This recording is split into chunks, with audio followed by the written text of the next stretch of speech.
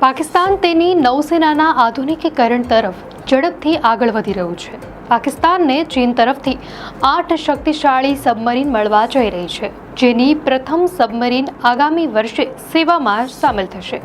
પાકિસ્તાને ચીન સાથે 8 હેંગર ક્લાસ સબમરીન માટે લગભગ ₹45,000 કરોડની મેગા ડીલ કરી છે.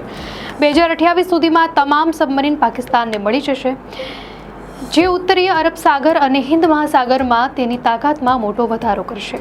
આમાંની 4 સબમરીન પાકિસ્તાનમાં જ એસેમ્બલ થશે.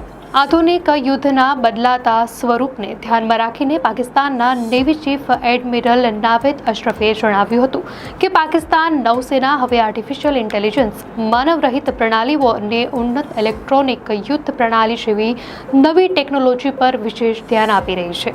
આ માટે તેઓ ચીન સાથે ભાગીદારીની સંભાવના પણ શોધી રહ્યા છે. ચીન લાંબા સમયથી પાકિસ્તાનનો સૌથી મોટો હથિયાર સપ્લાય રહ્યો છે. સ્ટોકહોમ ઇન્સ્ટિટ્યૂટના આંકડા અનુસાર 2020થી 2024 દરમિયાન ચીનની કુલ હથિયાર નિકાસમાં 60%થી વધુ હિસ્સો પાકિસ્તાને ખરીદ્યો છે.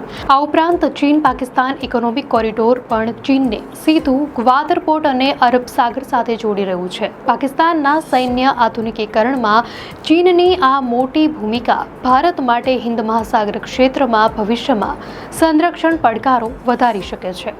દર્શક મિત્રો, આવી જ નવી માહિતી માટે ધ લોકસત્તા ચેનલને સબસ્ક્રાઇબ કરો.